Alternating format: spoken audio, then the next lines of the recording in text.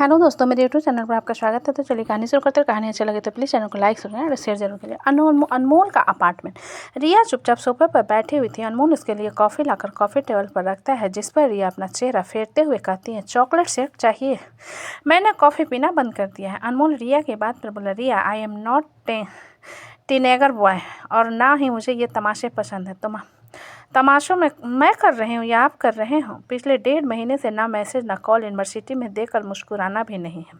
तो आप बताओ, किस एंगल से हम दोनों गर्लफ्रेंड और बॉयफ्रेंड हैं? रिया ने अनमोल को घूरते हुए कहा। अनमोल रिया की बात पर गहरी सांस लेकर बोला, मुझे लव लाइफ के बारे में कुछ नहीं पता। मुझे लगा तुम्हें फ्रीडम चाहिए, और जो मैंने तुम्हें दिया, और मैं चाहता हूँ कि तुम अपने करियर पर फोकस करो। रिया नम आंखों से अनमोल की तरफ देखते हुए, करियर का बहाना बनाकर मुझे खुद से दूर कर रहे हो ना? तो ठीक है, आज के बाद आपको डिस्टर्ब नहीं करूँगी। अनमोल रिया के पास बैठकर उसके हाथ को पकड़कर बोला, रिया, मैं उन लोगों में से नहीं हूँ जो अपनी गर्लफ्रेंड या वाइफ को कंट्रोल करें। I trust you and I appreciate your own work. Riya Anmol के सीने से लगते हुए बोली, मुझे आपके साथ घूमने जाना है। So be ready, we can going to amusement work for fun. Anmol ने रिया की बात सुनकर कहा। रिया सिर उठाकर अनमोल की तरफ देखते हुए बोली, पक्का या? अनमोल ने अपना सिर हिलाकर कहा, जिस पर रिया अपना फ़ोन निकालते हुए बोली, मैं वापी, विक्की और अदिति के साथ उनके घर जो बच्चे आए हैं उन्हें भी बुला लो तो क्या? अनमोल रिया के हाथ को पकड़ते हुए बोला, रिया, हम दोनों डेट पर जा रहे हैं।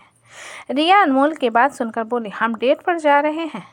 मुझे पता है, लेकिन हम साथ में जा रहे हैं। किसी को मत बुलाओ, मुझे तुम्हारे साथ अकेले टाइम स्पेंड करना है। अनमोल ने रिया की बात को बीच में काट उसके होठों पर उंगली रखते हुए कहा। रिया अनमोल की बात पर उसकी तरफ देखने लगती है तो अनमोल सोफे से उठते हुए कहता है, जाकर फ्रेश हो जाओ, फिर मैं तुम्हारे लिए चॉकलेट शेक लेकर आता हूँ। फिर हम अम्यूजमेंट पार्क के लिए निकलेंगे। रिया अनमोल की बात पर बोली, आप अभी भी कुछ भूल रहे हो। अनमोल सिर घुमाकर रिया की तरफ देखते हुए बोला, मुझे पता है, सही वक्त पर मैं तुम्हें बता दूंगा।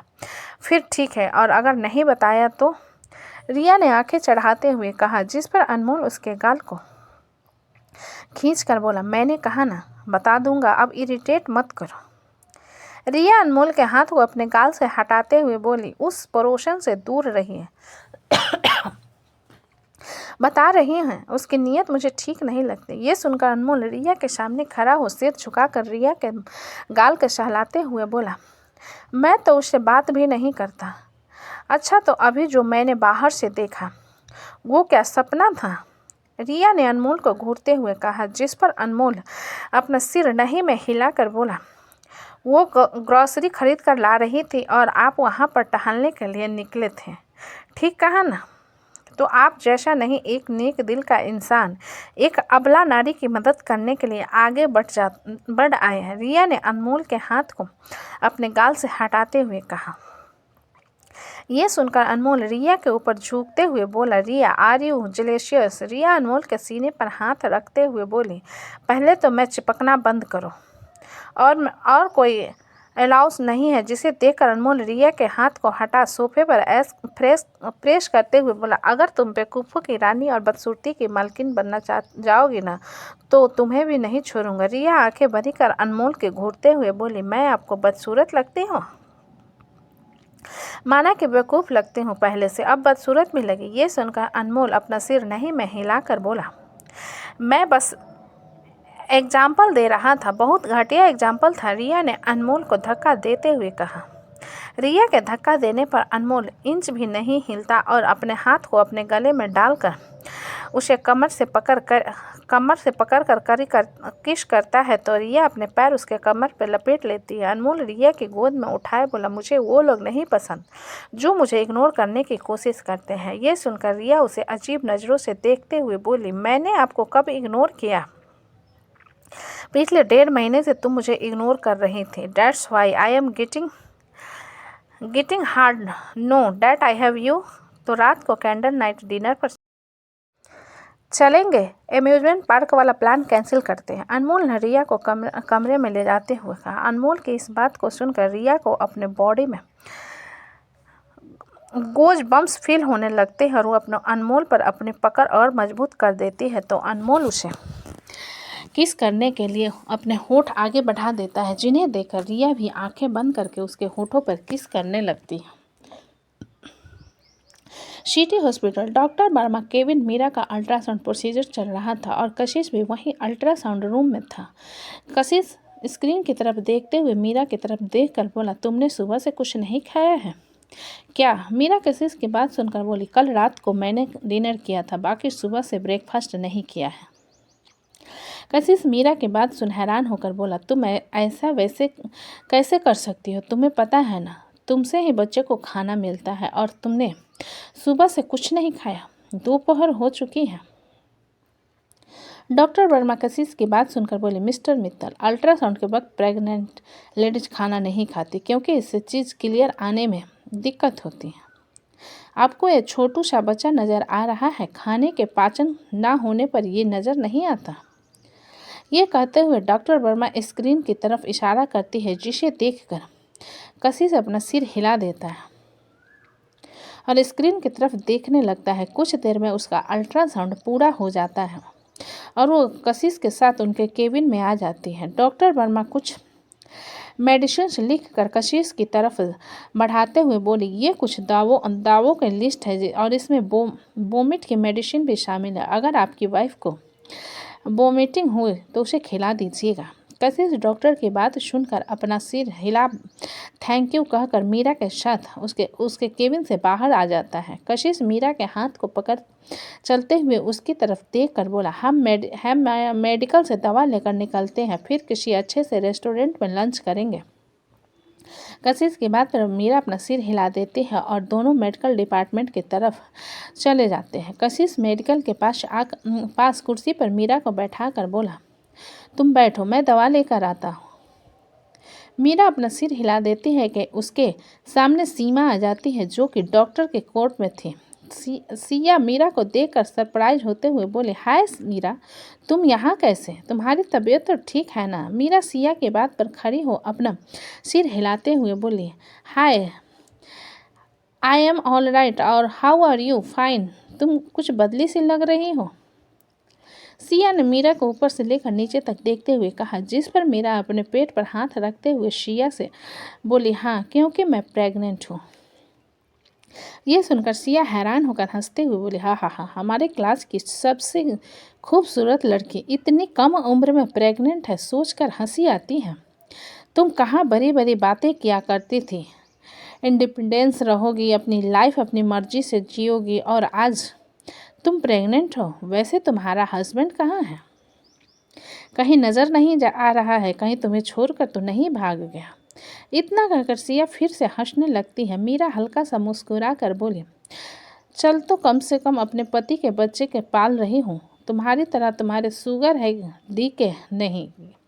ये सुनकर सिया के चेहरे की सारी हंसी गायब हो जाती है और मीरा को घूरते हुए कहती है, तमीज़ से बात करो मीरा सारंग, तुम इस तरीके से घटिया इल्ज़ाम मुझ पर नहीं लगा सकते।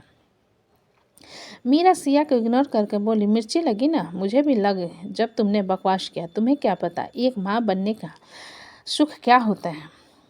किसी बच्चे का मुंह से माँ सुनकर देखना, पता चल जाएगा। तभी कशिश मेडिसिन लेकर मीरा के पास उसके हाथ को पकड़ कर बोला, चले, तुम बोर तो नहीं हो गई ना? मीरा अपना सिर नहीं में हिला कर बोली, मैं बोर नहीं हुई थी, मेरी एक क्लासमेट मिल गई थी, बस उसी से बात कर रही थी। वैसे आप तो इसे जानते ही होंगे, आपकी प्यारी ब्यूटीफुल सी नर्स डॉक्टर बन गई है। कशिश मीरा की बात सुन सिया की तरफ देखकर याद करने की कोशिश करते हुए बोला, सॉरी बट मुझे याद नहीं है। सिया कशिश को ऊपर से लेकर नीचे तक देखते हुए हल्का सा मुस्कुरा कर बोली, हेलो, मैं मीरा के अच्छी फ्रेंड हूँ और आपसे भी बात हो चुकी है मेरी।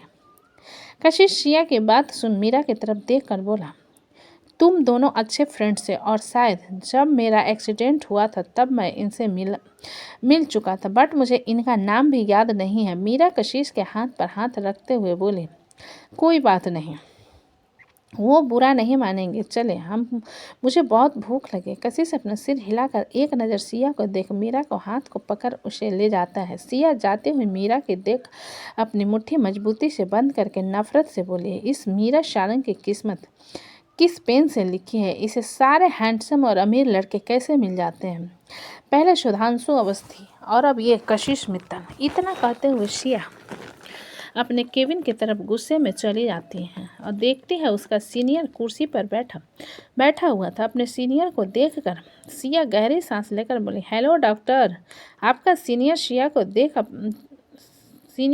देख अपने पैंट की जेब खोलते हुए बोला, दरवाज़ा बंद करो। सिया अपनी मुट्ठी मजबूती से बंद कर दरवाज़ा बंद करके कोट निकालते हुए अपने सीनियर की तरफ अपने कदम बढ़ा देती हैं। शाम का वक्त सारंग विला में मृत्युंजय ऑफिस से घर आ चुका था। मेन हॉल में वैशाली बैठी सूजी का हलवा खा रही थी, जिसे देखकर मृत्युंजय कमरे की तरफ जाते हुए बोला, ज़्यादा मत खाओ मोटी, वरना फट जाओगी।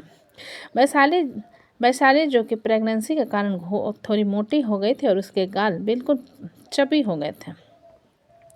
मृत्युंजय की बात सुनकर बोली, हमारे खाने पर क्यों नज़र लगा रहे हो? जिसे सुनकर मृत्युंजय उसे देखते हुए बोला, एक बात बताओ, कुछ देर में डिनर का वक्त हो जाएगा। तुम इतना सारा खाने के बाद डिनर किस पेट में खाओगे? जिस पर वैशाली मृत्युंजय को घूरते हुए बोली, हम खाना खाकर पेट भरते हैं, आपकी तरह दिमाग खाकर नहीं, और हम अपने मुंह से खाकर पेट में भरेंगे, समझे? जलनखोर कहीं के।